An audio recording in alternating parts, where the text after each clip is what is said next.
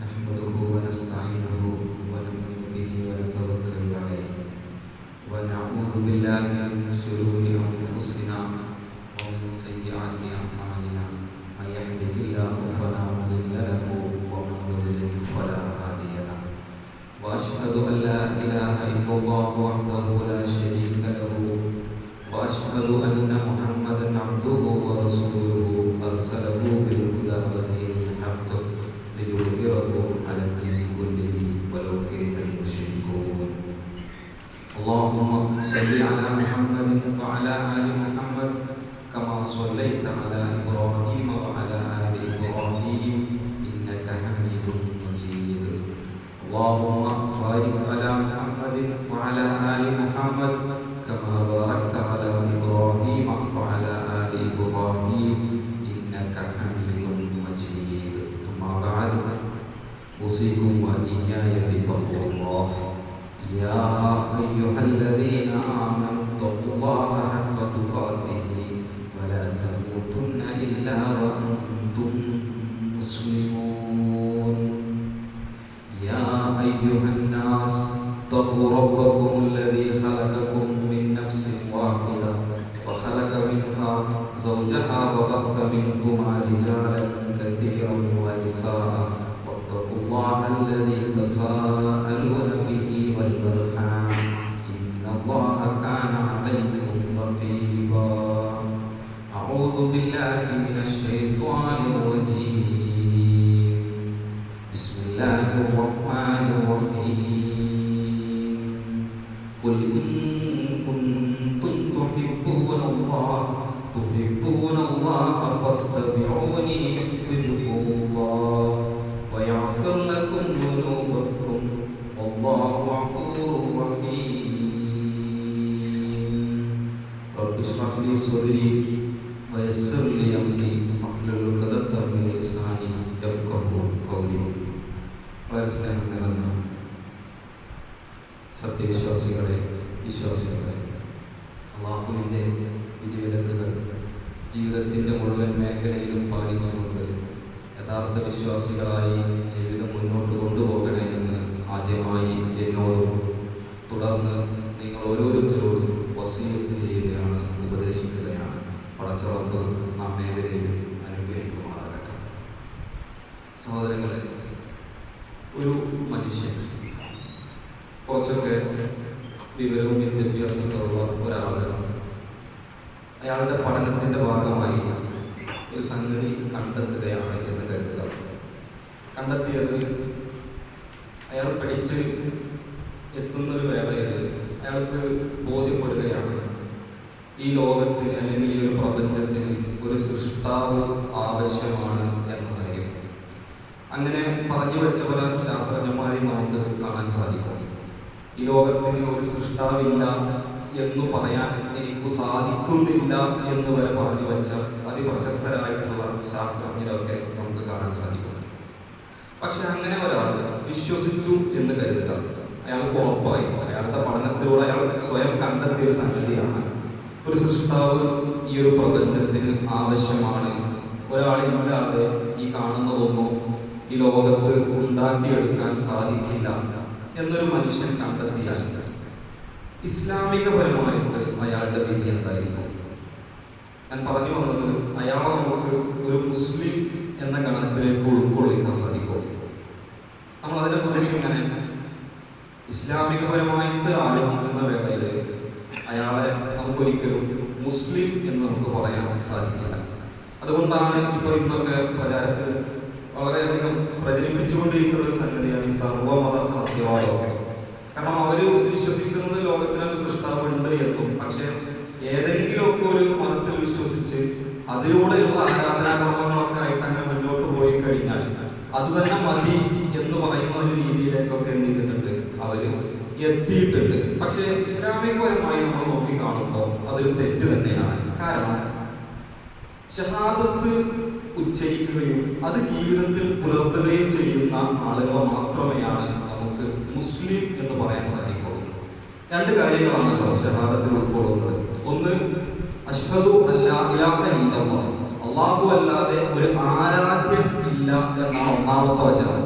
അതിൽ തന്നെ സൃഷ്ടാവില്ല എന്നല്ല പറയുന്നത്. കാരണം മക്കയിലെ മുശ്രിക്കുകൾ പോലും ഒരു സൃഷ്ടാവിൽ വിശ്വസിച്ചിട്ടുണ്ടായിരുന്നു. പക്ഷെ അവര് മുശ്രിക്കുകൾ എന്ന് വിളിക്കാനുണ്ടായ കാരണം അവർ ആ സൃഷ്ടാവിനെ ആരാധിക്കുന്നതിന് പുറമെ മറ്റു പലരെയും വിളിച്ച് ആരാധിച്ചിരുന്നു എന്നുള്ളതാണ്. അപ്പൊ ഒന്നാമത്തെ സംഗതി, സൃഷ്ടാവ് എന്നതിൽ നിന്ന് മാറിയിട്ട് അള്ളാഹു മാത്രമേ ആരാധനുള്ളൂ എന്ന് വിശ്വസിക്കുന്ന ഒരാളെ മാത്രമേ നമുക്ക് എന്ത് ചെയ്യാൻ സാധിക്കുള്ളൂ, ഒരു മുസ്ലിമായിട്ട് പറയാൻ സാധിക്കുള്ളൂ. എന്നാൽ അവിടെയും ഒരാളെ നമുക്ക് മുസ്ലിം എന്ന് വിളിക്കാൻ സാധിക്കില്ല. കാരണം മുസ്ലിം എന്ന് അയാളെ പൂർണ്ണമായി വിളിക്കണമെങ്കിൽ ആ ഷഹാദത്തിന്റെ രണ്ടാമത്തെ സംഗതി കൂടി അയാൾക്ക് പൂർണ്ണമായിട്ട് വിശ്വാസം ഉണ്ടായിരിക്കണം. അതായത് അശ്ഹദു അന്ന മുഹമ്മദ റസൂലുള്ളാഹി എന്നുള്ളതാണ്. പ്രവാചകൻ സ്വല്ലല്ലാഹു അലൈഹി വസല്ലമ അള്ളാഹുവിന്റെ ദൂതനാണെന്നും അന്ത്യപ്രവാചകനാണെന്നും ഇനി മറ്റൊരു പ്രവാചകൻ ഈ ഭൂലോകത്തേക്ക് വരാനില്ല എന്നും അയാൾ വിശ്വസിക്കുമ്പോൾ മാത്രമാണ് ഒരാൾ എന്തായി മാറുന്നുള്ളൂ, ഒരാൾ മുസ്ലിം ആയി മാറുന്നുള്ളൂ എന്ന് നമ്മൾ എന്ത് ചെയ്യണം, മനസ്സിലാക്കണം. അതുപോലെ തന്നെ ഇസ്ലാം മുന്നോട്ട് വെക്കുന്ന ആദർശങ്ങളിൽ ഒന്നാണ് ആ പ്രവാചകൻ സ്വല്ലല്ലാഹു അലൈഹി വസല്ലമയെ നമ്മുടെ ജീവിതത്തെക്കാൾ കൂടുതലായിട്ട് നമ്മൾ സ്നേഹിക്കണം എന്ന് പറയുന്ന ഒരു സംഗതി. ഇപ്പോൾ നമ്മുടെ ഈമാനിന്റെ ഒരു ഭാഗം കൂടിയാണ് എന്തെന്ന് പറയുന്നത് പ്രവാചക സ്നേഹം എന്ന് പറയുന്നത്. ഒരാള് നേരത്തെ പറഞ്ഞതുപോലെ തന്നെ അള്ളാഹുവിൽ വിശ്വസിക്കുന്നുണ്ട്, ആരാധനാകർമ്മങ്ങളൊക്കെ ചെയ്യുന്നുണ്ട്, പക്ഷെ പ്രവാചകനിലോ പ്രവാചകന്റെ സുന്നത്തുകളിലോ ഹദീസുകളിലോ വിശ്വാസമില്ലെങ്കിൽ, അങ്ങനെയുള്ള ഒരു വിഭാഗം ഉണ്ടല്ലോ, ചേകനൂരിയൊക്കെയുള്ള ചേകനൂരികൾ എന്നൊക്കെ അറിയപ്പെടുന്ന അഹ്ലുൽ ഖുർആൻ എന്നൊക്കെ വിളിക്കുന്ന ഒരു വിഭാഗം, അവരെയും നമുക്ക് എന്ത് ചെയ്യാൻ സാധിക്കില്ല, ഒരു മുസ്ലിം എന്ന ഗണത്തിലേക്ക് നമുക്ക് ഉൾക്കൊള്ളിക്കാൻ നമുക്ക് സാധിക്കുകയില്ല. കാരണം പ്രവാചകൻ സ്വല്ലല്ലാഹു അലൈഹി വസല്ലമയെ സ്നേഹിക്കുക എന്ന് പറയുന്നത് അത് നമ്മുടെ ഒരു മുസ്ലിമിന്റെ ബാധ്യതയും അതുപോലെ തന്നെ അത് നമ്മുടെ ഈമാനിന്റെ അനിവാര്യമായ ഘടകങ്ങളിൽ ഒന്നുമാണ് എന്ന് നമ്മൾ എന്ത് ചെയ്യേണ്ടതുണ്ട്, മനസ്സിലാക്കേണ്ടത്. അതിലേക്ക് ഉതകുന്ന ഒരുപാട് തെളിവുകൾ നമുക്ക് കാണാൻ സാധിക്കും. വിശുദ്ധ ഖുർആനിലെ സൂറത്ത് 33-ാം അധ്യായം സൂറത്ത് അഹ്സാബിലെ 6-ാമത്തെ ആയത്തിന്റെ തുടക്കത്തിൽ നമുക്ക് കാണാം അന്നബിയു ഔലാ ബിൽ മുഅ്മിനീന മിൻ അൻഫുസിഹിം എന്നാണ്. അന്നബിയെ, ആ നബി എന്ന് പറയുന്നത്, പ്രവാചകൻ എന്ന് പറയുന്നത് സത്യവിശ്വാസികൾക്ക് തങ്ങളുടെ സ്വന്തത്തെക്കാൾ അടുപ്പമുള്ള ഒരാളായിരിക്കണം, അല്ലെങ്കിൽ സ്വന്തത്തെക്കാൾ അവകാശപ്പെടുന്ന ഒരാളാണ് പ്രവാചകൻ സ്വല്ലല്ലാഹു അലൈഹി വസല്ലം എന്നാണ് ഈ ഒരു ആയത്തിന്റെ തുടക്കത്തിലെ ചെറിയ ഭാഗത്തിൽ പറയുന്നത്. അതായത് മുസ്ലിമിനെ സംബന്ധിച്ചിടത്തോളം അവനേക്കാൾ പ്രാധാന്യം അവൻ നൽകേണ്ടത് പ്രവാചകൻ സ്വല്ലല്ലാഹു അലൈഹി വസല്ലമക്ക് തന്നെയാണ് എന്നാണ്. അത് തന്നേക്കാൾ കൂടുതൽ ആ മനുഷ്യൻ എന്ത് ചെയ്യണം, തന്റെ പ്രവാചകനെ വിശ്വസിക്കുകയും അതുപോലെ തന്നെ പ്രവാചകനെ സ്നേഹിക്കുകയും ചെയ്യുമ്പോൾ മാത്രമാണ് അയാളെ ഒരു മുസ്ലിം എന്ന് പറയുന്ന ഒരു ഗണത്തിലേക്ക് നമുക്ക് ഉൾക്കൊള്ളിക്കാൻ സാധിക്കുള്ളൂ. ഇത് അള്ളാഹു പ്രവാചകനെ കുറിച്ച് പറയുന്നതാണെങ്കിൽ പ്രവാചകൻ സ്വല്ലല്ലാഹു അലൈഹി വസല്ലം തന്നെ സ്നേഹിക്കണം എന്ന് പറയുന്നതിൽ ഒരു മടിയുണ്ടായിട്ടില്ല. പ്രവാചകൻ സ്വല്ലല്ലാഹു അലൈഹി വസല്ലം ഒരു വിശ്വാസിയെ സംബന്ധിച്ചിടത്തോളം നിങ്ങളുടെ ബാധ്യതയാണ് എന്നെ സ്നേഹിക്കേണ്ടത് എന്ന് എടുത്തു പറയുന്ന സന്ദർഭങ്ങൾ ഉണ്ടായിട്ടുണ്ട്. അപ്പൊ നമുക്കറിയാലോ ഉമർലാന്റെ ഒരു ചരിത്രം സ്ഥിരമായിട്ട് നിങ്ങൾ കേൾക്കുന്ന ഒന്നാണ്. ഉമർ ബിൻ ഖത്താബ് റളിയല്ലാഹു അൻഹു ഒരിക്കൽ പ്രവാചകന്റെ അടുത്തേക്ക് പോയിട്ട് പറഞ്ഞു അത്രേ, പ്രവാചകനെ എനിക്ക് എന്നേക്കാൾ കൂടുതലല്ല, എനിക്ക് എന്നെ കഴിഞ്ഞാൽ ഏറ്റവും സ്നേഹം പിന്നെ ഉമറെ അള്ളാഹുവിന്റെ റസൂലെ എനിക്ക് താങ്കളോടാണ് എന്ന് ഉമർ പറയുമ്പോൾ പ്രവാചകൻ തിരിച്ചു പറയുന്നത്, ഉമറെ നിന്റെ ഈമാൻ ശരിയായിട്ടില്ല. പിന്നെ ഈമാൻ ശരിയാവണമെങ്കിൽ എന്ത് വേണം, നീ നിന്നേക്കാൾ കൂടുതൽ, നിന്റെ ശരീരത്തെക്കാൾ കൂടുതൽ നീ എപ്പോഴാണോ എന്നെ സ്നേഹിക്കുന്നത്, ആ എന്നെ സ്നേഹിക്കുമ്പോൾ മാത്രമാണ് നീ എന്തായി തീരുന്നത്, നിന്റെ ഈമാൻ പൂർണ്ണമായി തീരുന്നത്, നീ ഒരു യഥാർത്ഥ വിശ്വാസിയായി തീരുന്നത് എന്ന് ഉമർ ബിൻ ഖത്താബ് റളിയല്ലാഹു അൻഹുയെയും അതുപോലെ തന്നെ ആ ചരിത്രത്തിലൂടെ ഓരോ മുസ്ലിങ്ങളെയും എന്ത് ചെയ്യാണ് അള്ളാഹുവിന്റെ റസൂൽ പഠിപ്പിച്ചു കൊടുക്കുകയാണ്. അതായത് ഇത് തുറന്നു പറയാൻ അള്ളാഹുവിന്റെ റസൂൽ ഒരു മടിയുണ്ടായിട്ടില്ല, എന്നെ സ്നേഹിക്കണം എന്ന് പറയാൻ ആ റസൂലിന് ഒരു മടിയുണ്ടായിട്ടില്ല. ചിലപ്പോൾ നമുക്കൊക്കെ അങ്ങനെ തോന്നിപ്പോകും, ഇപ്പോ എങ്ങനെ നമുക്ക് എന്ത് ചെയ്യാൻ പറ്റും, നിങ്ങൾ മറ്റുള്ള ആളുകളെക്കാൾ കൂടുതൽ, മറ്റെന്തിനേക്കാൾ കൂടുതൽ നിങ്ങൾ എന്നെ സ്നേഹിക്കണം എന്ന് ഒരാൾക്ക് എങ്ങനെ പറയാൻ പറ്റും എന്നൊക്കെ ചോദിക്കുമ്പോൾ അത് ഈമാനിന്റെ അനിവാര്യ ഘടകമാണ് എന്ന ഒറ്റ കാരണം കൊണ്ട് പ്രവാചകൻ സ്വല്ലല്ലാഹു അലൈഹി വസല്ലം അത് എന്ത് ചെയ്യാണ്, നമുക്ക് പഠിപ്പിച്ചു തരികയാണ് എന്ന് നമ്മൾ എന്ത് ചെയ്യാം, മനസ്സിലാക്കാം. നമുക്ക് നിങ്ങൾ സ്വഹീഹുൽ ബുഖാരിയിലും സ്വഹീഹുൽ മുസ്ലിമിലൊക്കെ വന്നിട്ടുള്ള സ്ഥിരമായി നമ്മൾ കേൾക്കുന്ന ഒരു ഹദീസ് ഉണ്ടല്ലോ, ലാ യുഅ്മിനു അഹദുക്കും ഹത്താ അകൂന അഹബ്ബ ഇലൈഹി മിൻ വാലിദിഹി വ വലദിഹി വന്നാസി അജ്മഈൻ എന്നാണ്. ലാ യുഅ്മിനു അഹദുക്കും, നിങ്ങളിൽ ഒരാളും തന്നെ വിശ്വാസിയാവുകയില്ല ഏതുവരെ, ഹത്താ അകൂന അഹബ്ബ ഇലൈഹി മിൻ വാലിദിഹി വ വലദിഹി, വന്നാസി അജ്മഈൻ.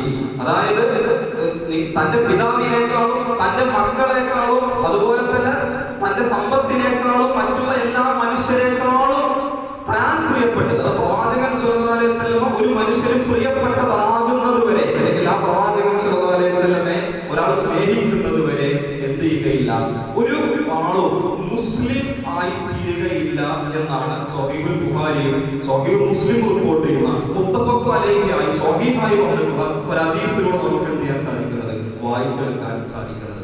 അതായത് പ്രവാചകൻ സ്വല്ലല്ലാഹു അലൈഹി വസല്ലമയെ സ്നേഹിക്കുക എന്ന് പറയുന്നത് ഒരു മുസ്ലിമിന്റെ ബാധ്യതയാണ്. ആ സ്നേഹിക്കാത്ത ഒരാളെ നേരത്തെ പറഞ്ഞതുപോലെ നമുക്ക് മുസ്ലിം എന്ന രീതിയിലേക്ക് നമുക്ക് അവനെ ഉൾക്കൊള്ളിക്കാൻ സാധിക്കില്ല എന്ന് നമ്മൾ എന്ത് ചെയ്യാം, മനസ്സിലാക്കണം. അപ്പൊ ഇവിടെ വരുന്ന ഒരു ചോദ്യം എന്തായിരിക്കും, അങ്ങനെയെങ്കിൽ എന്തുകൊണ്ടായിരിക്കാം പ്രവാചകനെ സ്നേഹിക്കപ്പെടണം എന്ന് പറയുന്ന ഒരു കാര്യം? അപ്പൊ നമ്മൾ ഈമാനൊക്കെ ബന്ധപ്പെട്ട കാര്യങ്ങളൊക്കെ നമുക്ക് മാറ്റി വെക്കാം. ഒരു മുസ്ലിമിന്റെ ബാധ്യതയാണ് എന്നൊക്കെ അവിടെ നിൽക്കട്ടെ. പക്ഷെ എന്തുകൊണ്ട് ആ ഒരു മനുഷ്യനെ നിങ്ങൾ ഇത്രമാത്രം സ്നേഹിക്കപ്പെടണം എന്ന് എടുത്തു പറയുന്നുണ്ടെങ്കിൽ അതിന്റെ കാരണം എന്തായിരിക്കും എന്ന് നമ്മൾ മനസ്സിലാക്കുമ്പോൾ, ഒരു തവണയെങ്കിലും ആ പ്രവാചകൻ സ്വല്ലല്ലാഹു അലൈഹി വസല്ലമയുടെ മുഹമ്മദ് നബിയുടെ ജീവചരിത്രം തുടക്കം മുതൽ ഒടുക്കം വരെ ഒന്ന് വായിക്കുന്ന ഒരാൾക്ക് ഇതിലൊരു സംശയവും ഇല്ല നമുക്ക് എന്ത് ചെയ്യാൻ പറ്റും, കാണാൻ സാധിക്കും. കാരണം ആ ജീവിതം അത്രയും സംഭവ ബഹുലമായിരുന്നു. അള്ളാഹു തന്നെ വിശുദ്ധ ഖുർആനിൽ എടുത്തു പറയുന്ന ഒന്ന് രണ്ട് സന്ദർഭങ്ങളുണ്ട്. ഒരായത്തിന്റെ മുമ്പ് ഒരു കുത്തുബയിൽ ഞാൻ സൂചിപ്പിച്ചിട്ടുണ്ട്. നോക്കൂ നിങ്ങൾ, സൂറത്ത് കഹ്ഫിലെ 6-ാമത്തെ അധ്യായം 6-ാമത്തെ വചനത്തിലൂടെ അള്ളാഹു പറയുന്ന ഒരു കാര്യം, ഫലഅല്ലക ബാഖിഉൻ നഫ്സക അലാ ആഥാരിഹിം ഇല്ലം യുമിനു ബിഹാദൽ ഹദീസ് അസഫ. ഫലഅല്ലക ബാഖിഉൻ നഫ്സക, പ്രവാചകരെ താങ്കളുടെ ജീവിതം തന്നെ അപകടപ്പെടുത്തിയേക്കാം. എന്തുകൊണ്ട് അപകടപ്പെടുത്തിയേക്കാം? ഒരർത്ഥത്തിൽ പല പണ്ഡിതന്മാരും അതിന് അർത്ഥം കൊടുക്കുന്നത് പ്രവാചകരെ താങ്കൾ ആത്മഹത്യ ചെയ്യാൻ വരെ ഉതകുന്ന തരത്തിലേക്ക് താങ്കൾ മാറിയേക്കാം എന്ന് ഞാൻ മനസ്സിലാക്കുന്നുണ്ട്. എന്തുകൊണ്ടാണ് എന്നറിയുമോ? ഈ വിഷയത്തിൽ, അതായത് ഖുർആനിന്റെ വിഷയത്തിൽ അവർ വിശ്വസിക്കാതിരിക്കുന്നതിന്റെ ഫലമായിട്ട് എന്നാണ്. അത് നിരന്തരമായിട്ട് പ്രവാചകൻ സ്വല്ലല്ലാഹു അലൈഹി വസല്ലം ജനങ്ങൾക്കിടയിൽ കടന്ന് പ്രബോധനം ചെയ്തിട്ട് ആ പ്രബോധനം ചെയ്ത ആളുകൾ അതിലേക്ക് ഇസ്ലാമിലേക്ക് കടന്നു വരുന്നില്ലല്ലോ എന്ന വിഷമം കാരണം ദുഃഖിച്ചുകൊണ്ട് തന്റെ ജീവിതത്തെ പോലും അപകടപ്പെടുത്തുമാറ് പ്രവാചകൻ സ്വല്ലല്ലാഹു അലൈഹി വസല്ലം അത്രമേൽ വിഷമിച്ചിരുന്നു എന്നാണ് എന്ത് ചെയ്യുന്നത് ഈ ഒരു ആയത്തിലൂടെ പറയുന്നത്. ഇതേ ആശയം മറ്റൊരായത്തിൽ നമുക്ക് കാണാൻ സാധിക്കും. സൂറത്ത് ശുആറയിലെ 3-ാമത്തെ ആയത്തിൽ കാണാൻ സാധിക്കും. ലഅല്ലക ബാഖിഉൻ നഫ്സക അലാ യകൂനു മുഅ്മിനൂൻ. ഇവിടെ പറയുന്നത് പ്രവാചകരെ താങ്കളുടെ ജീവിതം അപകടപ്പെടുത്തുമെന്ന് ഞാൻ ഭയപ്പെടുന്നു. എന്തുകൊണ്ടാണെന്നറിയോ? അലാ യകൂനു മുഅ്മിനീൻ, അല്ലാ യകൂനു മുഅ്മിനീൻ. താങ്കൾ പ്രബോധനം ചെയ്യുന്ന ആളുകൾ അവർ വിശ്വാസികളായി തീരുന്നില്ലല്ലോ എന്ന കാരണം കൊണ്ട് താങ്കളുടെ ജീവിതം തന്നെ അപകടത്തിലാക്കപ്പെടുമെന്ന് ഞാൻ ഭയപ്പെടുന്നുണ്ട് പ്രവാചകരെ എന്ന് പ്രവാചകന്റെ നാഥൻ പ്രവാചകന് മുന്നറിയിപ്പ് കൊടുക്കുകയാണ്. ഒരു മുന്നറിയിപ്പ് എന്ന് പറഞ്ഞാൽ പ്രവാചകരെ താങ്കളുടെ ദൗത്യം എന്ന് പറയുന്നത് പ്രബോധനം മാത്രമാണ്. ആളുകളെ കൊണ്ട് വിശ്വസിപ്പിക്കുക എന്ന് പറയുന്നത് താങ്കളുടെ ബാധ്യതയല്ല എന്ന് അള്ളാഹു എന്ത് ചെയ്യാണ് അവർക്ക് പ്രവാചകൻ സ്വല്ലല്ലാഹു അലൈഹി വസല്ലം ഒരു താക്കീത് നൽകുക കൂടിയാണ് ഇവിടെ ചെയ്യുന്നത്. ഇവിടെ നമ്മൾ അടിവരയിട്ട് സൂചിപ്പിക്കാൻ മനസ്സിലാക്കേണ്ട ഒരു കാര്യം, എന്തുകൊണ്ട് പ്രവാചകൻ ഇത്രമേൽ വിഷമിച്ചു എന്നുള്ളതാണ്. എന്തുകൊണ്ട് പ്രവാചകൻ വിഷമിച്ചു എന്ന് ചോദിച്ചു കഴിഞ്ഞാൽ, നാളെ ഒരു മനുഷ്യനെ ഞാൻ ഇസ്ലാമിലേക്ക് ക്ഷണിച്ചുകൊണ്ട് ആദ്യം ക്ഷണിക്കുന്നു, പിന്നെയും ക്ഷണിക്കുന്നു, വീണ്ടും അദ്ദേഹം ഇത് തന്നെ ആവർത്തിച്ചുകൊണ്ടേയിരിക്കുന്നു. എന്നിട്ടും ഈ ആളുകൾ വിശ്വാസികളായി മാറുന്നില്ല എന്നുണ്ടെങ്കിൽ പ്രവാചകൻ സ്വല്ലല്ലാഹു അലൈഹി വസല്ലം ഭയപ്പെട്ടിരുന്നത് നാളെ മരിച്ചു ചെല്ലുമ്പോൾ ആ മനുഷ്യൻ സ്വർഗ്ഗം കിട്ടില്ലല്ലോ എന്നുള്ളതായിരുന്നു. ഇതാണ് പ്രവാചകന്റെ വിഷമം. ഒരു മനുഷ്യൻ, തന്റെ കൂടെയുള്ള ഒരു മനുഷ്യൻ പോലും നാളെ നരകത്തിലേക്ക് പ്രവേശിക്കരുത് എന്ന ഒരു ബോധ്യം അല്ലെങ്കിൽ ഒരു ചിന്ത ആ പ്രവാചകൻ സ്വല്ലല്ലാഹു അലൈഹി വസല്ലമക്ക് നിരന്തരം അദ്ദേഹത്തിന്റെ ജീവിതത്തിൽ ഉണ്ടായിരുന്നു എന്ന് നമുക്ക് എന്ത് ചെയ്യാൻ പറ്റും, നമുക്ക് കാണാൻ സാധിക്കും. നമുക്ക് നിങ്ങൾ തായിഫിന്റെ ചരിത്രം നമുക്കറിയാമല്ലോ. തായിഫിലേക്ക് പ്രവാചകൻ സ്വല്ലല്ലാഹു അലൈഹി വസല്ലം ഹിജ്റ പോവുകയാണ് അഭയം പ്രതീക്ഷിച്ചുകൊണ്ട്. പക്ഷെ അവിടെയുള്ള ആളുകൾ പ്രവാചകനെ ആട്ടി ഓടിച്ചു, പ്രവാചകനെ കല്ലെടുത്തെറിഞ്ഞു, പ്രവാചകന്റെ നെറ്റി പൊട്ടി, കാൽമുട്ട് പൊട്ടി, ചോര വാർന്നൊലിക്കുന്ന വേളയിൽ അദ്ദേഹം നടക്കാൻ പോലും വയ്യാത്തൊരവസ്ഥയിൽ ഇരിക്കുമ്പോ ജിബ്രീൽ അലൈഹിസ്സലാത്തു വസ്സലാം വന്ന് ചോദിക്കുന്നുണ്ട്, പ്രവാചകരെ അവരെ ഞാൻ ശിക്ഷിച്ചോട്ടെ എന്നുള്ളത്. പ്രവാചകന്റെ മറുപടി എന്തായിരുന്നു? ഇത് നമ്മൾ ഇതിന്റെ മുമ്പ് സൂചിപ്പിച്ച ഒരു ചരിത്രമാണ്. പ്രവാചകൻ സ്വല്ലല്ലാഹു അലൈഹി വസല്ലം പറയുന്നത്, വേണ്ട ജിബ്രീലെ, അവരെ വിട്ടുകളയാം. നാളെ ഒന്നെങ്കിൽ അവരോ അല്ലെങ്കിൽ അവരുടെ പരമ്പരയിൽപ്പെട്ട ആളുകളോ ഇസ്ലാം സ്വീകരിച്ചേക്കാം, അതിലൂടെ അവർക്ക് സ്വർഗം ലഭിക്കും. ഇവരെ എങ്ങാനും ഇന്ന് ശിക്ഷിക്കപ്പെട്ടാൽ അവർക്ക് നാളെ നരകമായിരിക്കും കിട്ടുക എന്നുള്ള ഒരു ബോധ്യമായിരുന്നു പ്രവാചകൻ സ്വല്ലല്ലാഹു അലൈഹി വസല്ലമക്ക് ഉണ്ടായിരുന്നത് എന്നുള്ളതാണ്. അപ്പൊ നോക്കൂ നിങ്ങൾ, പ്രവാചകൻ സ്വല്ലല്ലാഹു അലൈഹി വസല്ലമ ഈ ലോകത്തുള്ള മുഴുവൻ മനുഷ്യരെയും എന്ത് ചെയ്യുന്നത്? സ്നേഹിക്കുകയാണ് ചെയ്യുന്നത്. ആ സ്നേഹം അദ്ദേഹം എന്ത് ചെയ്യുന്നുണ്ട്? തിരിച്ചു ചോദിക്കുകയും തിരിച്ച് ആവശ്യപ്പെടുകയും ചെയ്യുന്നു എന്നതാണ് ഇതിലൂടെ നമ്മൾ എന്ത് ചെയ്യേണ്ടത്? മനസ്സിലാക്കേണ്ടത്. ആ ചരിത്രം ഇങ്ങനെ പഠിക്കുമ്പോൾ നമുക്ക് ഇനിയും ഇത്തരത്തിലുള്ള ഒരുപാട് ഉദാഹരണങ്ങൾ കാണാൻ സാധിക്കും. എങ്ങനെ നോക്കിയാലും ഈ ലോകത്ത് സ്നേഹിക്കപ്പെടാൻ ഏറ്റവും അർഹനായിട്ടുള്ള ഒരു വ്യക്തിയാണ് അദ്ദേഹം എന്ന് നമുക്ക് കാണാൻ സാധിക്കും. ഒരു ചെറിയൊരു സംഭവം കൂടി നിങ്ങളുടെ ചരിത്രത്തിൽ നിന്ന് ചെറിയ സംഭവം ശ്രദ്ധയിൽപ്പെടുത്താറ് നമുക്കറിയാവുന്ന ഒരു കാര്യം തന്നെയാണ്. ഇബ്നു ഹിശാമിന്റെ ഒക്കെ സീറ ഗ്രന്ഥങ്ങളിൽ നിരന്തരമായി ഉദ്ധരിക്കപ്പെടുന്ന പല പ്രാസംഗികരും നിരന്തരമായി ഉദ്ധരിക്കപ്പെടുന്ന ഒരു ചരിത്ര സംഭവം ഉണ്ടല്ലോ. എന്താണത്? നോക്കൂ നിങ്ങൾ, പ്രവാചകൻ സ്വല്ലല്ലാഹു അലൈഹി വസല്ലം പ്രബോധനവുമായി കൊണ്ട് മുന്നോട്ട് പോകുന്ന ഒരു വേളയിൽ പ്രവാചകൻ സ്വല്ലല്ലാഹു അലൈഹി വസല്ലം മറ്റുള്ള ദൈവങ്ങളെല്ലാം ഇകഴ്ത്തിക്കൊണ്ട് സംസാരിക്കുന്ന ഒരു വേളയിൽ പ്രവാചകന്റെ വളർത്തുപ്പയായിട്ടുള്ള തന്റെ പിതൃവനായിട്ടുള്ള അബൂ ത്വാലിബിന്റെ അടുത്തേക്ക് ഈ ശത്രുക്കൾ ചെല്ലുകയാണ്. ശത്രുക്കൾ ചെന്നിട്ട് അബൂ ത്വാലിബിനെ പറയുന്ന ഒരു രംഗമുണ്ട്. മുഹമ്മദിന്, അബൂ ത്വാലിബെ, മുഹമ്മദിന് നിങ്ങൾ താക്കീത് നൽകണം, അല്ലെങ്കിൽ മുഹമ്മദിനെ ഞങ്ങൾക്ക് നീ ഏൽപ്പിച്ചു തരണം, എന്നിട്ടോ ഞങ്ങൾ അദ്ദേഹത്തെ വധിക്കാം. വധിക്കുന്നത് കൂടി ഈ പ്രശ്നം ഇവിടെ തീരും. അതേപോലെ മക്കയിൽ കുഴപ്പങ്ങൾ ഉണ്ടാക്കിക്കൊണ്ടിരിക്കുകയാണ്. ഞാൻ എന്ത് ചെയ്യാം? അവരെ വധിക്കാം. അതല്ലെങ്കിൽ ഇതിൽ നിന്ന് അദ്ദേഹം പിന്മാറാൻ വേണ്ടി എന്താണോ മുഹമ്മദിന് ആവശ്യമുള്ളത് അതൊക്കെ ഞങ്ങൾ നൽകാൻ തയ്യാറാണ്. എന്തൊക്കെയാണ് അവർ പറയുന്നത് എന്ന് അറിയോ? മുഹമ്മദിന് സമ്പത്ത് വേണോ? അത് ഞങ്ങൾ നൽകാം. ഈ നാട്ടിലുള്ള മക്കയിലുള്ള ഏറ്റവും സുന്ദരികളായിട്ടുള്ള പെണ്ണുങ്ങളെ മുഹമ്മദിന് വിവാഹം ചെയ്തു കൊടുക്കണോ? ഞങ്ങൾ നൽകാം. മുഹമ്മദിനെ ഈ പറയുന്ന മക്കയിലെ രാജാവാക്കണോ? അതും ഞങ്ങൾ ചെയ്യാം. ഒറ്റക്കാര്യം മുഹമ്മദ് ചെയ്താൽ മതി. മുഹമ്മദ് ഇപ്പൊ ചെയ്തുകൊണ്ടിരിക്കുന്ന ഈ ഞങ്ങളുടെ ദൈവങ്ങളെ ഇകഴ്ത്തിക്കൊണ്ടിരിക്കുന്ന സംസാരവും ആ പുതിയ മതത്തിന്റെ പ്രചാരണവും ഉണ്ടല്ലോ, അതൊന്ന് അവസാനിപ്പിച്ചു തരണം എന്ന് പറയുമ്പോൾ അബൂ ത്വാലിബ് പ്രവാചകൻ സ്വല്ലല്ലാഹു അലൈഹി വസല്ലം വിളിച്ച് സംസാരിക്കുന്നുണ്ട്. ഈ കാര്യം സൂചിപ്പിക്കുന്ന വേളയിൽ പ്രവാചകൻ സ്വല്ലല്ലാഹു അലൈഹി വസല്ലം പറയുന്ന ഒരു മറുപടി, അതാണ് സീറാ ഗ്രന്ഥങ്ങളിൽ നിരന്തരമായിട്ട് കേട്ടുകൊണ്ടിരിക്കുന്ന ഒരു സംഗതിയാണ്. യാ എന്റെ പിതൃവ്യ, അല്ലാഹി, അല്ലാഹുവാണ് സത്യം, ലൗ വല്ലഹു ശംസ ഫീ യമീനി, എന്റെ വലത് കൈയിൽ താങ്കൾ സൂര്യനെയും വഖമറ ഫീ യസാരി, എന്റെ ഇടത് കൈയിൽ ചന്ദ്രനെയും എടുത്തു വന്നാൽ പോലും അലാ അയ്യത്റുക ഹാദൽ അംർ, ഈ കാര്യം ഉപേക്ഷിക്കണം എന്ന വ്യവസ്ഥയിൽ, അതായത് ഞാനിപ്പോൾ ചെയ്തുകൊണ്ടിരിക്കുന്ന ഈ പ്രബോധനം എന്ന് പറയുന്ന ഈ സംഗതി ഉണ്ടല്ലോ, ഇസ്ലാമിക പ്രബോധനം എന്ന് പറയുന്ന ഈ ഒരു രീതി ഞാൻ ഉപേക്ഷിക്കണം എന്ന വ്യവസ്ഥയിൽ എന്റെ വലത് കൈയിൽ സൂര്യനെയും എന്റെ ഇടത് കൈയിൽ ചന്ദ്രനെയും നിങ്ങൾ വെച്ച് തന്നാൽ പോലും അല്ലാഹു ഈ ഒരു കാര്യം വിജയിപ്പിക്കുന്നത് വരെ, അതല്ലെങ്കിൽ ഇത് നിരന്തരം പറഞ്ഞുകൊണ്ട് പ്രവർത്തിച്ചുകൊണ്ട് ഞാൻ നശിച്ചു പോകുന്നത് വരെ ഞാൻ ഇതിൽ നിന്നും വിരമിക്കുകയില്ല, ഞാനിത് ഉപേക്ഷിക്കുകയില്ല എന്നുള്ളതാണ്. അതായത് ഈ പ്രബോധന പ്രവർത്തനം ഒന്ന് അവസാനിപ്പിക്കണം എന്ന പേരിൽ നിങ്ങൾ പറയുന്ന ഈ വാഗ്ദാനങ്ങളുണ്ടല്ലോ, അതെല്ലാം തട്ടി മാറ്റിയിട്ട് ആ കത്തിച്ചൊലിക്കുന്ന സൂര്യനെ നിങ്ങൾ എന്റെ വലത് കൈയിലും അതുപോലെ തന്നെ രാത്രിയിൽ തിളങ്ങുന്ന ചന്ദ്രനെ എന്റെ ഇടത് കൈയിലും വെച്ച് തന്നാൽ പോലും ഞാനിപ്പോൾ ചെയ്യുന്ന ഈ ഒരു ഉദ്യമത്തിൽ നിന്ന് ഞാൻ പിന്മാറുകയില്ല എന്നാണ് എന്റെ പിതാവെ, എന്റെ ഉപ്പ എന്ന് വിളിച്ചുകൊണ്ട് പ്രവാചകൻ സ്വല്ലല്ലാഹു അലൈഹി വസല്ലം എന്ത് ചെയ്യുന്നത്? അവിടെ പ്രഖ്യാപിക്കുന്നത്. ഇവിടെ ഈ പ്രവാചകൻ എന്തുകൊണ്ട് പ്രബോധനം അവസാനിപ്പിക്കുന്നില്ല?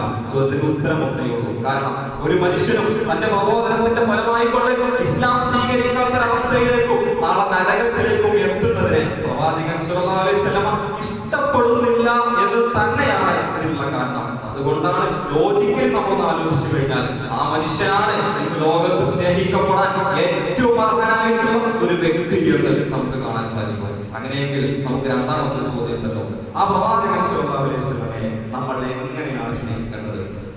അതൊരു ചോദ്യമാണ്. എങ്ങനെ സ്നേഹിക്കണം എന്നുള്ളത് പ്രവാചകന്റെ കാലത്ത് ഇത് കുറച്ചും കൂടി എളുപ്പമായിരുന്നു. കാരണം സ്വഹാബിമാരെന്ന് പറയുന്നത് പ്രവാചകൻ സ്വല്ലല്ലാഹു അലൈഹി വസല്ലമയുടെ കൂടെ ജീവിച്ചിരുന്ന ആളുകളാണ്. ഒരു കുഴപ്പമില്ല. കാരണം ആ സ്നേഹം പ്രകടിപ്പിക്കാൻ ഒരുപാട് അവസ്ഥകൾ ഉണ്ടായിട്ടുണ്ട്. ചരിത്രത്തിലും നമ്മൾ ഒരുപാട് വായിച്ചിട്ടുണ്ട്. അബൂബക്കർ റളിയല്ലാഹു അൻഹു ഹിജ്റ പോകുന്നൊരു വേളയുണ്ടല്ലോ, പ്രവാചകനും അബൂബക്കറും കൂടി ഹിജ്റ പോവാ. അബൂബക്കർ ചില സമയത്ത് പ്രവാചകന്റെ മുന്നിൽ നടക്കും, ചില സമയത്ത് പ്രവാചകന്റെ വലതുഭാഗത്തേക്ക് മാറും, ചിലപ്പോൾ ഇടതുഭാഗത്തേക്ക് മാറും, ചിലപ്പോൾ പിന്നിലേക്ക് മാറും, വീണ്ടും മുന്നിലേക്ക് വരും. പ്രവാചകന്റെ ചുറ്റും ഇങ്ങനെ അബൂബക്കർ ഇങ്ങനെ ഓടിക്കൊണ്ടിരിക്കുക. എന്താണ് ചോദിക്കുമ്പോ ഏതെങ്കിലും ഒരു ഭാഗത്തിലൂടെ ശത്രുക്കളെങ്ങാനും വന്ന് എന്റെ പ്രവാചകനെ അപായപ്പെടുത്തുമോ എന്ന് ഞാൻ എന്ത് ചെയ്യുന്നു? ഭയപ്പെടുന്നു എന്നാണ് അബൂബക്കർ പറയുന്നത്. അവർ ആ സ്നേഹം അങ്ങനെ പ്രകടിപ്പിച്ചിട്ടുണ്ട്.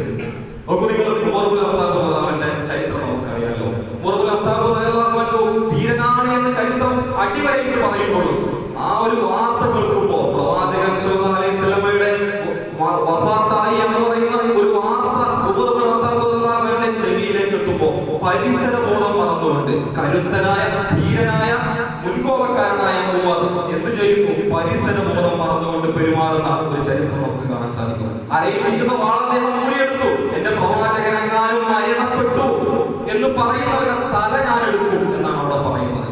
നോക്കൂ നിങ്ങൾ, അബൂബക്കർ കടന്നു വരികയാണ്, സമാധാനിപ്പിക്കുന്നുണ്ട്. സമാധാനിപ്പിക്കുന്ന വേളയിൽ മുഹമ്മദിനെ ദൈവമായിട്ടാണ് ഉമറെ നീ കണ്ടത്, അതല്ല ഒരു മനുഷ്യനായിട്ടാണ് കണ്ടത് എന്നുണ്ടെങ്കിൽ ആ മനുഷ്യൻ വഫാത്തായി പോകും, മരണപ്പെട്ടു പോകും. അദ്ദേഹം മരണപ്പെട്ടു പോയിട്ടുണ്ട്, ആ സത്യം നീ ഉൾക്കൊള്ളണം ഉമറെ എന്ന് പറയുമ്പോൾ സങ്കടം സഹിക്കാവയ്യാതെ ബോധരഹിതനായി പോകുന്ന ഒരു ഉമറിന്റെ ചരിത്രം നമ്മൾ കേട്ടിട്ടുണ്ട്. അതൊരു സ്നേഹപ്രകടനമായിരുന്നു. നോക്കൂ നിങ്ങൾ, അതുവരെ പ്രവാചകൻ സല്ലല്ലാഹു അലൈഹി വസല്ലം ജീവിച്ചിരിക്കുന്ന ആ കാലത്തോളം ബാങ്ക് വിളിച്ചിരുന്ന ബിലാൽ റളിയല്ലാഹുവിന്റെ ചരിത്രം നമുക്കറിയാം. എന്നാൽ പ്രവാചകൻ സല്ലല്ലാഹു അലൈഹി വസല്ലമയുടെ മരണത്തിന് ശേഷം, വഫാത്തിന് ശേഷം ബിലാൽ റളിയല്ലാഹുവിനെ മക്കയിൽ പിന്നെ എവിടെയും കാണാനില്ല. പ്രവാചകൻ സല്ലല്ലാഹു അലൈഹി വസല്ലം ജീവിച്ചിരുന്ന മക്കയിൽ ഇനി എനിക്ക് നിൽക്കാൻ കഴിയില്ല എന്ന് പറഞ്ഞ് പ്രവാചകന്റെ ഓർമ്മ എന്നെ വല്ലാതെ അലട്ടുന്നുണ്ട് എന്ന് പറഞ്ഞുകൊണ്ട് തന്റെ കൂട്ടുകാരോട് യാത്ര പറഞ്ഞു പോയ ബിലാലിന്റെ ചരിത്രം നമുക്ക് കാണാൻ സാധിക്കും. പിന്നീട് ഉമർ ഇബ്നുൽ ഖത്താബ് റളിയല്ലാഹു അൻഹു ഖലീഫയായിരിക്കുന്ന ഒരു വേളയിൽ എന്തോ ഒരു ആവശ്യത്തിന് മദീന സന്ദർശിക്കുമ്പോൾ ഉമർ ഇബ്നുൽ ഖത്താബ് റളിയല്ലാഹു അൻഹു അദ്ദേഹത്തിന്റെ ആ പഴയ ബാങ്ക് ഒന്ന് കേൾക്കാൻ ആഗ്രഹം കൊണ്ട് അദ്ദേഹത്തെ മിമ്പറിൽ കയറ്റിയിട്ട് അദ്ദേഹത്തെ ബാങ്ക് കൊടുപ്പിക്കുന്ന ഒരു ചരിത്രം നമുക്ക് കാണാൻ സാധിക്കും. അശ്ഹദു അന്ന മുഹമ്മദൻ റസൂലുള്ളാഹ് എന്ന് പറയുന്ന ആ ഒരു വചനം എത്തുമ്പോൾ അദ്ദേഹം പൊട്ടിക്കരഞ്ഞു പോയിട്ട് ആ ബാങ്ക് അവസാനിപ്പിക്കാൻ പോലും സാധിക്കാത്ത രീതിയിൽ അദ്ദേഹം പൊട്ടിക്കരഞ്ഞ് തളർന്നു വീഴുന്ന ബിലാൽ റളിയല്ലാഹുവിന്റെ ചരിത്രം നമുക്ക് കാണാൻ സാധിക്കും. തന്റെ നേരെ യുദ്ധങ്ങളിൽ പങ്കെടുക്കുന്ന വേളയിൽ തന്റെ നേരിലേക്ക് വരുന്ന അമ്പുകളെയും കുന്തങ്ങളെയും ഒക്കെ സ്വദേഹം കൊണ്ട് തടഞ്ഞു വെച്ച് ഷഹീദായി തീർന്ന, രക്തസാക്ഷികളായി തീർന്ന ഒരുപാട് സ്വഹാബിമാരുടെ ചരിത്രം നമുക്കറിയാം. അപ്പോൾ നിങ്ങൾ അവർക്ക് ഈ പറയുന്ന സംഗതി വളരെ എളുപ്പമായിരുന്നു. കാരണം പ്രവാചകൻ സല്ലല്ലാഹു അലൈഹി വസല്ലം അവരുടെ കൂടെ ഉണ്ടായിരുന്നു. ആ സ്നേഹം പ്രകടിപ്പിക്കുക എന്ന് പറയുന്നത് അവരെ സംബന്ധിച്ചിടത്തോളം എളുപ്പമുള്ള കാര്യമായിരുന്നു. എന്നാൽ ഇന്ന് അങ്ങനെയാണോ? ഇന്ന് പ്രവാചകൻ സല്ലല്ലാഹു അലൈഹി വസല്ലം നമ്മുടെ കൂടെ ഇല്ല, അദ്ദേഹം മരണപ്പെട്ടു പോയിട്ടുണ്ട്, അദ്ദേഹം വഫാത്തായി പോയിട്ടുണ്ട്. അങ്ങനെയെങ്കിൽ ആ സ്നേഹം എങ്ങനെയായിരിക്കണം? അതാണ് നമ്മൾ ചോദിക്കേണ്ട രണ്ടാമത്തെ ചോദ്യം എന്ന് പറയുന്നത്. പക്ഷേ അല്ലാഹു അവന്റെ റസൂലും വ്യക്തമായിട്ട് തന്നെ ഈ സംഗതി നമ്മൾ എന്ത് ചെയ്തിട്ടുണ്ട്? പഠിപ്പിച്ചു തന്നിട്ടുണ്ട്. നോക്കൂ നിങ്ങൾ, സൂറത്തു ആൽ ഇംറാനിലെ 3-ാം അധ്യായം സൂറത്തു ആൽ ഇംറാനിലെ 31-ാമത്തെ വചനമാണ് തുടക്കത്തിൽ ഞാൻ നിങ്ങളെ ഓതി കേൾപ്പിച്ചത്. എന്താണ് ആ വചനം പറയുന്നത്? ഖുൽ ഇൻ കുൻതും തുഹിബ്ബൂനല്ലാഹ്, നബിയേ താങ്കൾ അവർക്ക് പറഞ്ഞു കൊടുക്കുക. എന്താ പറഞ്ഞു കൊടുക്കേണ്ടത്? ഇൻ കുൻതും തുഹിബ്ബൂനല്ലാഹ്, നിങ്ങൾ അല്ലാഹുവിനെ ഇഷ്ടപ്പെടുന്നുണ്ട് എന്നുണ്ടെങ്കിൽ ഫത്തബിഊനി, നിങ്ങൾ എന്നെ പിൻപറ്റണം. നിങ്ങൾ എന്ത് ചെയ്യണം? പ്രവാചകനെ നിങ്ങൾ പിൻപറ്റണം. അപ്പൊ എന്ത് ചെയ്യും? അങ്ങനെയുള്ള ഒരു വേളയിൽ അല്ലാഹു നിങ്ങളെ ഇഷ്ടപ്പെടും. വയഗ്ഫിർ ലക്കും ദുനൂബക്കും, അങ്ങനെ നിങ്ങളുടെ പാപങ്ങൾ അല്ലാഹു പുറത്തു തരും. അല്ലാഹു ഗഫൂറുർ റഹീം, അല്ലാഹു ഏറെ പൊറുക്കുന്നവനും കരുണാനിധിയുമാണ്. നിങ്ങൾ ആ പ്രവാചകൻ സല്ലല്ലാഹു അലൈഹി വസല്ലമയെ എങ്ങനെ സ്നേഹിക്കണം എന്നുള്ളത് ഈ ഒരു ആയത്തിലൂടെ നമുക്ക് വ്യക്തമാക്കി തരുന്നുണ്ട്. സ്നേഹിക്കുക എന്ന് പറയുന്നതിന്റെ അർത്ഥം ഫത്തബിഊനി, നിങ്ങൾ എന്നെ പിൻപറ്റുക എന്നുള്ളതാണ് എന്നാണ് ഈ ഒരു ആയത്തിലൂടെ എന്ത് ചെയ്യുന്നത്? അല്ലാഹു നമുക്ക് വ്യക്തമാക്കി തരുന്നത്. അതായത് അല്ലാഹുവിന്റെ റസൂലിനെ സ്നേഹിക്കുക എന്ന് പറയുമ്പോൾ ഈ ഒരു സമയത്ത് അല്ലാഹുവിന്റെ റസൂൽ ജീവനോടെ ഇല്ല എന്നിരിക്കെ പിന്നീട് ആ സ്നേഹം നിങ്ങൾ പ്രകടിപ്പിക്കേണ്ടത് എങ്ങനെയാണ്? അദ്ദേഹത്തിന്റെ സുന്നത്തിനെ നിങ്ങൾ എന്ത് ചെയ്യണം? നിങ്ങൾ പിൻപറ്റുക എന്നുള്ളത് മാത്രമാണ് ആ പ്രവാചകൻ സല്ലല്ലാഹു അലൈഹി വസല്ലമയെ സ്നേഹിക്കാനുള്ള ഏക വഴി എന്ന് പറയുന്നത്. നിങ്ങൾ മറ്റൊരു ഹദീസ് ഉണ്ടല്ലോ, ആരെങ്കിലും എന്റെ സുന്നത്തിനെ ജീവിപ്പിക്കുന്നവൻ, എന്റെ സുന്നത്തിനെ ജീവിപ്പിക്കുന്നവൻ, അതായത് എന്റെ സുന്നത്തിനെ പിൻപറ്റുന്നവൻ, ജീവിതത്തിൽ പുലർത്തുന്നവൻ, ഫഖദ് അഹബ്ബനി, അവൻ എന്നെ എന്ത് ചെയ്തിട്ടുണ്ട്? ഇഷ്ടപ്പെട്ടിട്ടുണ്ട്. മൻ അഹബ്ബനി, ആരൊക്കെ എന്നെ ഇഷ്ടപ്പെടുന്നോ കാന മഅഇ ഫിൽ ജന്ന, അവൻ എന്റെ കൂടെ സ്വർഗ്ഗത്തിലായിരിക്കും. ഇതാണ് പ്രവാചകനെ സ്നേഹിക്കുക എന്ന് പറയുന്ന രീതി. ആ പ്രവാചകൻ സല്ലല്ലാഹു അലൈഹി വസല്ലമയെ സ്നേഹിക്കേണ്ട രീതി എന്ന് പറയുന്നത് ഇതായിരിക്കണം. ഈ രൂപത്തിലാണ് അല്ലാഹുവിന്റെ റസൂലും സ്നേഹിക്കുക എന്ന് പറയുന്നത് എങ്ങനെയാണ് എന്ന രീതി നമുക്ക് എന്ത് ചെയ്യുന്നത്? പറഞ്ഞു തരുന്നത്. എന്നാൽ ഇന്ന് ഈ സ്നേഹം എന്ന രീതിയിൽ നമ്മൾ നാട്ടിൽ കണ്ടുകൊണ്ടിരിക്കുന്നത് എന്തൊക്കെയാണ്? നമ്മൾ ആലോചിച്ച് നോക്കേണ്ട സംഗതിയാണ്. നബിദിനം എന്ന പേരിൽ ഇന്ന് നമ്മുടെ നാട്ടിൽ കണ്ടുകൊണ്ടിരിക്കുന്ന എന്തൊക്കെ സംഭവങ്ങളുണ്ട് എന്ന് നിങ്ങൾ ആലോചിച്ച് നോക്കിയാൽ മതി. നമുക്ക് നിങ്ങൾ ഒരു നിങ്ങൾക്ക് മനസ്സിലാകാൻ വേണ്ടിയിട്ട് ഒരു കാര്യം ഞാൻ നിങ്ങളെ ശ്രദ്ധയിൽപ്പെടുത്തുകയാണ്. ഒരു മനുഷ്യൻ ജീവിച്ചിരിക്കുന്നു എന്ന് കരുതുക. ഒരു മനുഷ്യൻ ജീവിച്ചിരിക്കുന്നു, വളരെ നല്ലൊരാളാണ്, നല്ല രീതിയിൽ അദ്ദേഹം ജീവിതം മുന്നോട്ട് കൊണ്ടുപോകുന്നുണ്ട്. വീട്ടുകാർക്കും നാട്ടുകാർക്കും ഒക്കെ വേണ്ടപ്പെട്ട വളരെ നല്ലൊരു മനുഷ്യൻ, എല്ലാവർക്കും ഇഷ്ടമായി. ആ മനുഷ്യൻ ഒരു പ്രശ്നം ഉണ്ടായിരുന്നു. അയാൾക്ക് സൗണ്ട് എന്ന് പറയുന്നത് ഭയങ്കര അലർജി എന്ന് വിചാരിക്കാം. ഉദാഹരണത്തിന് പറയാനോ, അയാൾക്ക് പടക്കം പൊട്ടുന്നതൊക്കെ ഭയങ്കര പേടിയാണ് എന്ന് വിചാരിക്കാം. ഈ സമയത്താണ് എന്ത് ചെയ്യുന്നത്, അയാൾ മരണപ്പെട്ടു പോകുന്നത്. അപ്പൊ നാട്ടുകാരും എല്ലാവരും കൂടി നല്ലൊരു മനുഷ്യനായിരുന്നല്ലോ, നന്നായി ജീവിച്ചൊരു മനുഷ്യനായിരുന്നു, ഒരു കുഴപ്പമില്ലാതെ ജീവിതം മുന്നോട്ട് കൊണ്ടുപോയ ഈ ഒരു മനുഷ്യൻ അയാളുടെ ഓർമ്മയ്ക്ക് വേണ്ടിയിട്ട് അയാളുടെ ജന്മദിനം ആഘോഷിക്കാമെന്ന് തീരുമാനിച്ചു. നാട്ടിൽ നിന്ന് സ്ഥിരമായി നടന്നിരിക്കുന്ന ഒരു ഏർപ്പാടാണ്. എത്രങ്ങാനും ജയന്തികൾ ഉണ്ടെന്നുള്ളത് നിങ്ങൾ കലണ്ടർ എടുത്ത് ഇങ്ങനെ നോക്കിയാൽ മതി. ഗവൺമെന്റ് ജീവനക്കാർക്കൊക്കെ ആ കലണ്ടറുള്ള ഓരോ ജയന്തി കാണുമ്പോൾ വളരെ സന്തോഷിക്കാറ്. കാരണം അതൊന്നും ജോലിക്ക് പോകേണ്ട കാര്യമില്ല, അത്ര രസമാണ്. കാരണം ഓരോരുത്തരുടെ ജയന്തി ഇങ്ങനെ കൂടി വരുമ്പോൾ അവർക്ക് സന്തോഷവും സമാധാനവും നൽകിക്കൊണ്ടിരിക്കും. അപ്പൊ എന്ത് ചെയ്യാണ്, ഇവരും ഇതേ രൂപത്തിലാണ് വിചാരിക്കുകയാണ്, എന്ത് ചെയ്യാം, ഇവരുടെ ജന്മദിനം നമുക്ക് ആഘോഷിക്കാം. എങ്ങനെ ആഘോഷിക്കാം? ഈ മനുഷ്യൻ മരണപ്പെട്ടതിന് ശേഷം ഒരു വെടിക്കെട്ടൊക്കെ നടത്തിയിട്ട് അല്ലെങ്കിൽ ഒരു പടക്കമൊക്കെ പൊട്ടിച്ചിട്ട് ഇയാളുടെ ജന്മദിനം ആഘോഷിച്ച ഒരു അവസരത്തേക്കാണ് നിങ്ങൾ ആലോചിച്ചു. ആ മനുഷ്യന് പടക്കം പൊട്ടിക്കുക എന്ന് പറയുന്ന സംഗതിയെ എന്ന് ഇഷ്ടമല്ല. ജീവിതകാലത്തോളം അദ്ദേഹത്തിന് അത് വെറുപ്പായിരുന്നു.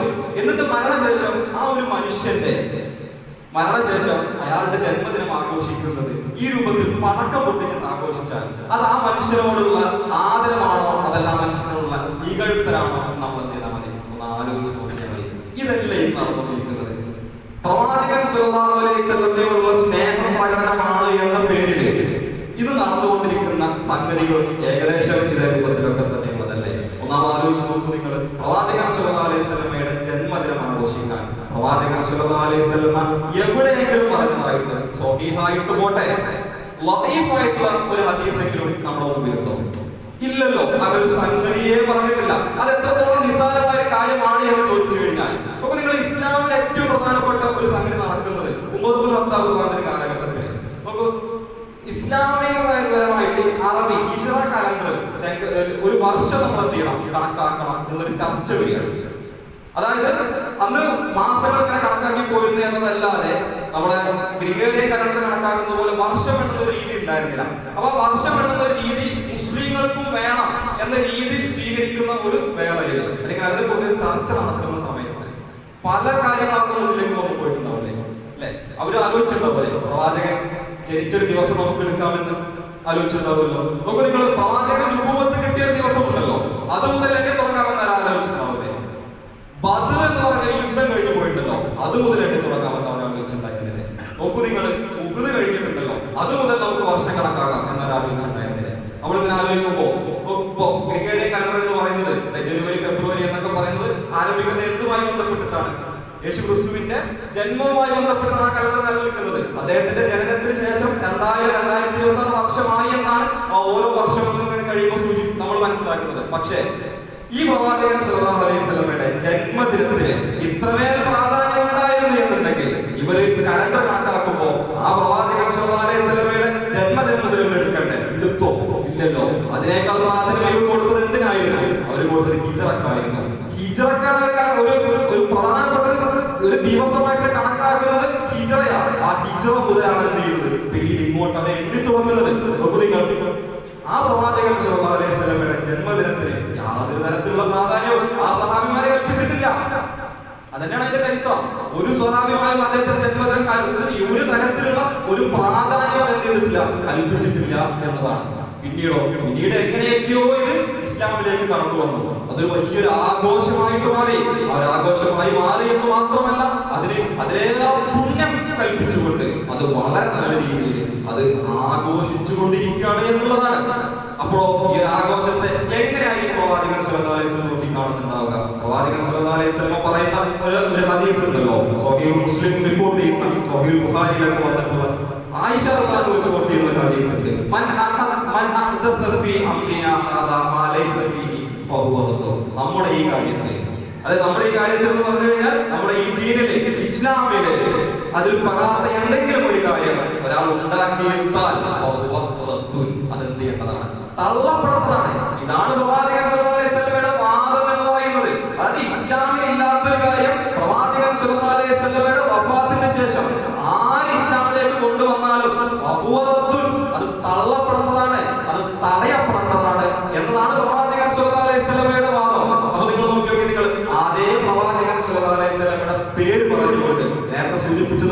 ഇത്തരത്തിലൊരു ആഘോഷം സംഘടിപ്പിച്ചു കഴിഞ്ഞാൽ ലോജിക്കലി നിങ്ങളൊന്ന് ആലോചിച്ച് നോക്കാം, അത് പ്രവാചകൻ സല്ലല്ലാഹു അലൈഹി വസല്ലമക്ക് ഇഷ്ടപ്പെടുമോ, അതല്ല അത് പ്രവാചകൻ സല്ലല്ലാഹു അലൈഹി വസല്ലമക്ക് ഇഷ്ടപ്പെടാതിരിക്കുമോ എന്ന് നമ്മളൊന്ന് ആലോചിച്ച് നോക്കിയാൽ മതി.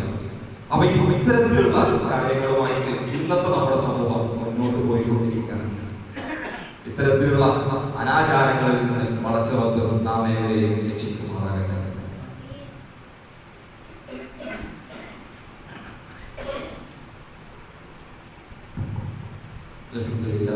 വസ്സലാത്തു വസ്സലാമു അലാ റസൂലില്ലാഹി വഅലാ ആലിഹി വസഹ്ബിഹി അജ്മഈൻ. ഒരിക്കൽ കൂടി അല്ലാഹുവിന്റെ വിധിവിലക്കുകൾ ജീവിതത്തിന്റെ എല്ലാ മേഖലയിലും പാലിച്ചുകൊണ്ട് ജീവിതം മുന്നോട്ട് കൊണ്ടുപോകണമെന്ന് വസിയത്ത് ചെയ്യുകയാണ്, ഉപദേശിക്കുകയാണ്. നിങ്ങൾ പ്രവാചക സ്നേഹം എന്ന പേരിൽ ഇന്ന് നടന്നുകൊണ്ടിരിക്കുന്ന കാര്യങ്ങളുടെ ഒരു ചെറിയ രൂപം മാത്രമാണ് നിങ്ങളുടെ ശ്രദ്ധയിൽപ്പെടുത്തിയത്. നമ്മൾ ഒറ്റ കാര്യം ആലോചിച്ചാൽ മതി. ഞാൻ നേരത്തെ പറഞ്ഞത് തന്നെ, ഇന്ന് നമ്മൾ നടത്തിക്കൊണ്ടിരിക്കുന്ന പ്രവാചക സ്നേഹം എന്ന പേരിൽ നടത്തിക്കൊണ്ടിരിക്കുന്ന ഇത്തരം ആഘോഷങ്ങൾ പ്രവാചകൻ സല്ലല്ലാഹു അലൈഹി വസല്ലമക്ക് ഇഷ്ടമായിരിക്കുമോ അല്ലയോ എന്നുള്ള കാര്യം മാത്രം നമ്മൾ ആലോചിച്ചു നോക്കുന്നത്. ഇപ്പോ ഈ ഒരു അടുത്ത കാലത്തായിട്ട് നമ്മൾ കണ്ടുവരുന്ന ഒരു പ്രവണതയാണ് എന്തൊരാഘോഷത്തിലും കേക്ക് മുറിക്കുക എന്നുള്ളത്.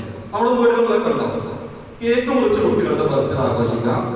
ഇസ്ലാമികപരമായിട്ട് അതിന് യാതൊരു തരത്തിലുള്ള ബന്ധമില്ല എന്ന് മാത്രമല്ല, അതിന് ക്രിസ്ത്യാനികളുമായിട്ടാണ് ബന്ധം. ഇവിടെ നമ്മൾ ആലോചിക്കേണ്ട സംഗതി, മറ്റൊരു മതത്തിൽപ്പെട്ട ആചാരങ്ങൾ നിങ്ങൾ മുസ്ലിങ്ങൾ പിൻപറ്റുകയാണെങ്കിൽ നിങ്ങൾ ആ മതത്തിൽപ്പെട്ട ആളാണ് എന്ന് പ്രവാചകൻ സല്ലല്ലാഹു അലൈഹി വസല്ലമയുടെ ഹദീസ്.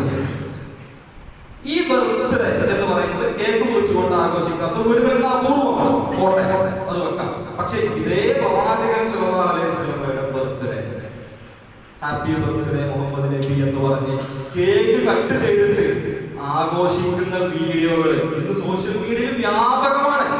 ഇതാണോ പ്രവാചക സ്നേഹം എന്ന് പറയുന്നത്? ഈ കേക്കുമായിട്ട് ഇസ്ലാമിന് എന്ത് ബന്ധമാണുള്ളത്? ഘോഷയാത്ര ഒക്കെ കുട്ടികൾ മദ്രസയിൽ അങ്ങനെ പോകുന്ന പഠിക്കുന്ന കുട്ടികൾക്ക് ചെറിയ കലാപരിപാടികളൊക്കെ നല്ലതെന്ന രീതിയിൽ നമുക്ക് വിട്ടുകൊടുക്കാം. പക്ഷെ ഈ പറയുന്ന ഘോഷയാത്ര മൂലം വഴി തടസ്സപ്പെടുത്തുന്നത് പ്രവാചകൻ സല്ലല്ലാഹു അലൈഹി വസല്ലം അംഗീകരിക്കും. ആലോചിച്ച് നോക്കിയാൽ മതി. ഘോഷയാത്രയുടെ പേര് പറഞ്ഞുകൊണ്ട് വഴി തടസ്സപ്പെടുത്തുന്ന ഒരു പ്രവണതയെ പ്രവാചകൻ സല്ലല്ലാഹു അലൈഹി വസല്ലം എങ്ങനെയായിരിക്കും നോക്കി കാണുക? ഇതാണ് നടന്നുകൊണ്ടിരിക്കുന്നത്. മാത്രമല്ല, ഈ ഒരു അടുത്ത കാലത്ത് ഈ ഒരു നബിദിനത്തിന് പ്രത്യേകത കൂടി ഉണ്ടായിരുന്നു. നബിദിനവും ഓണവും ഒരുമിച്ച്. അപ്പൊ കണ്ടിട്ടുള്ള ഏറ്റവും രസകരമായ ഒരു സംഗതി എന്താണെന്ന് വെച്ച് കഴിഞ്ഞാല്, ഇപ്പോഴത്തെ സോഷ്യൽ മീഡിയ കുട്ടികളുടെ പ്രൊഫൈലുകളിലേക്ക് കയറി ഒക്കെ അറിയാം. പേര് ആയിഷാന്നും ഖദീജാന്നും ഒക്കെ ഉണ്ടാവും.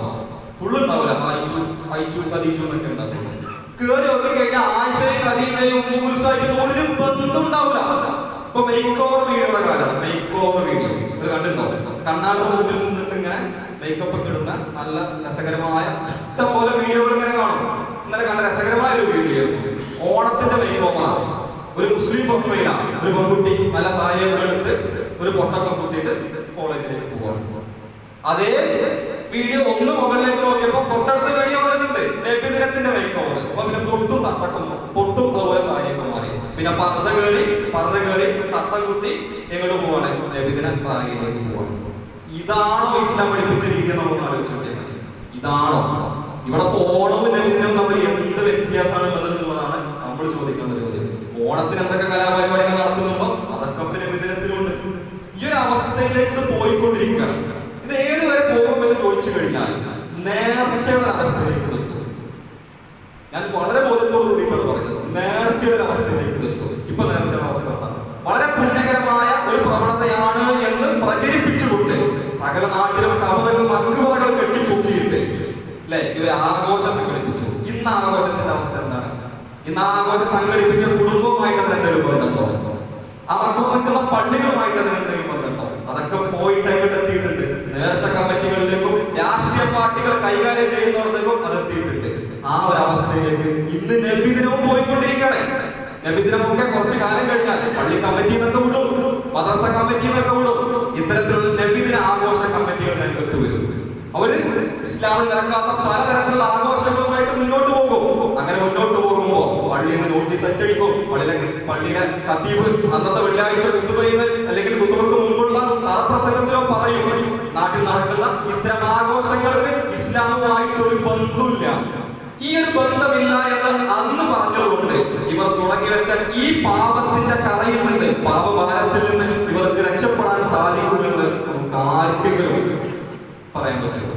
ഒരിക്കലും എന്നുള്ളതാണ്. ഈ ഒരു അവസ്ഥയിലേക്ക് നേർച്ച ഏതുമാത്രം അനുവദിച്ച അവസ്ഥയിലേക്ക് എത്തപ്പെട്ടോ അതേ അവസ്ഥയിലേക്ക് ഈ നബിദിനവും എത്തും. തീർച്ചയാണ് ഇസ്ലാമുമായിട്ട് ഒരു ബന്ധവുമില്ലാത്ത ഒരു ആഘോഷമായിട്ട് അത് മാറും. നമ്മൾ എന്ത് ചെയ്യാം? മനസ്സിലാക്കുക. ഇത്തരത്തിലുള്ള ഈ ആഘോഷങ്ങളിൽ നിന്ന്, അല്ലെ, പ്രവണതകളിൽ നിന്ന്, പുത്തൻ ആചാരങ്ങളിൽ നിന്ന് പടച്ചവർക്ക് നാം ഓരോരെയും അനുഗ്രഹിക്കുമാറാകട്ടെ. ഇസ്ലാം എന്ന് പറഞ്ഞ 2 ആഘോഷമുണ്ട്. അതിലൊരു പേരീക്കമില്ല. 2 പെരുന്നാളാണ്. പെരുന്നാളിൽ എന്താ ഉള്ളത്? ഒന്നും ചെയ്യാറില്ല. ആഘോഷിക്കണമെങ്കിൽ നമ്മൾ എടുക്കേണ്ടത് എത്തരത്തിലുള്ള എന്തെങ്കിലുമൊക്കെ ആഘോഷ പരിപാടികളുമായിട്ട് മുന്നോട്ട് പോകാൻ നമുക്ക് മുസ്ലിങ്ങളെ സംബന്ധിച്ച് ഏറ്റവും അർഹതപ്പെട്ട 2 ദിവസങ്ങൾ, ഒന്ന് ചെറിയ പെരുന്നാളും ഒന്ന് വലിയ പെരുന്നാളുമാണ്. അന്നത്തെ ദിവസം ചെറിയ രീതിയിൽ ആഘോഷങ്ങൾ സംഘടിപ്പിക്കുന്നതിന് പ്രവാചകൻ അനുകൂലിച്ചിരുന്നു. പ്രവാചകൻ സല്ലല്ലാഹു അലൈഹി വസല്ലമയുടെ ഹദീസുകളിൽ കാണാൻ സാധിക്കും. പെരുന്നാളിന്റെ അന്ന് കുട്ടികളെ നിർത്തുമുട്ടിയും പാട്ടുപാടിയും ഒക്കെ ആഘോഷിച്ചിരുന്നതിന്റെ ചരിത്രങ്ങൾ നമുക്ക് വായിക്കാൻ സാധിക്കും. പക്ഷെ അതൊക്കെ വിട്ടിട്ട് ഇത്തരത്തിലുള്ള ആഘോഷങ്ങൾ ഇന്ന് അതിരുവിട്ട് അവരുടെ ഈ പറയുന്ന നടത്തുന്നവരുടെ കയ്യിൽ നിന്ന് പോലും അതിന്റെ കയറ് നഷ്ടപ്പെട്ട് അതിന്റെ കടിഞ്ഞാൻ പോയിട്ട് അത് ഇസ്ലാമുമായി ഒരു ബന്ധവുമില്ലാത്തൊരവസ്ഥയിലേക്ക് എത്തിപ്പെടുന്നു എന്നുണ്ടെങ്കിൽ ഇത് തുടങ്ങി വെച്ച ആളുകൾ ആരാണോ അവർ നാളെ പടച്ചവന്റെ കോടതിയിൽ അതിന് ഉത്തരം പറയേണ്ടി വരും എന്ന് മാത്രം സൂചിപ്പിക്കുകയാണ്. പടച്ചവർക്ക് നമ്മളെവരെയും അനുഗ്രഹിക്കുമാറാകട്ടെ. അതാണ് രോഗം കൊണ്ടും മറ്റും കഷ്ടപ്പെടുന്ന ഒരുപാട് ആളുകൾ ഞങ്ങളുടെ കൂട്ടത്തിൽ തമ്പുരാനെ അവരുടെ എല്ലാവരുടെയും രോഗങ്ങളും മറ്റു പ്രയാസങ്ങളും നീ മാറ്റിക്കൊടുക്കണമേ നാഥ. സാമ്പത്തിക ബുദ്ധിമുട്ടുകൾ കൊണ്ട് പ്രയാസപ്പെടുന്ന ആളുകളുടെ എല്ലാവിധ പ്രയാസങ്ങളും നീ ദൂരീകരിച്ചു കൊടുക്കണമേ തമ്പുരാനെ. മുസ്ലിങ്ങളായി എന്നതിന്റെ ഒറ്റ കാരണം കൊണ്ട് ലോകത്തിന്റെ വിവിധ ഭാഗങ്ങളിൽ പീഡനങ്ങൾ അനുഭവിക്കുന്ന മുസ്ലിങ്ങളുടെ എല്ലാവിധ കഷ്ടപ്പാടുകളും നീ മാറ്റിക്കൊടുക്കണമേ തമ്പുരാനെ. പ്രളയം പോലുള്ള ദുരിതങ്ങളിൽ കഷ്ടപ്പെടുന്ന ആളുകളുടെ എല്ലാവിധ പ്രയാസങ്ങളും നീ മാറ്റിക്കൊടുക്കണമേ തമ്പുരാനെ. റബ്ബനാ വലംനാ അൻഫുസനാ വഇൻ ലം തഗ്ഫിർ ലനാ വതർഹംനാ ലനകൂനന്ന മിനൽ ഖാസിരീൻ. റബ്ബനാ ഇന്നനാ ആമന്നാ ഫഗ്ഫിർ ലനാ ദുനൂബനാ വഖിനാ അദാബന്നാർ. ربنا لا تزغ قلوبنا بعد إذ هديتنا وهب لنا من لدنك رحمة إنك أنت الوهاب. ربنا هب لنا من أزواجنا وذرياتنا قرة أعين واجعلنا للمتقين إماما. ربنا آتنا في الدنيا حسنة وفي الآخرة حسنة وقنا عذاب النار. اللهم أعز الإسلام والمسلمين، اللهم أعز الإسلام والمسلمين وأذل الشرك والمشركين. ربنا اصرف عنا عذاب جهنم إن عذابها كان غراما. اللهم أجرنا من النار، اللهم أجرنا من النار، اللهم أجرنا من النار وأدخلنا الجنة يا رب العالمين. ربنا تقبل منا إنك أنت السميع العليم وتب علينا إنك أنت التواب الرحيم. آمين برحمتك يا رب.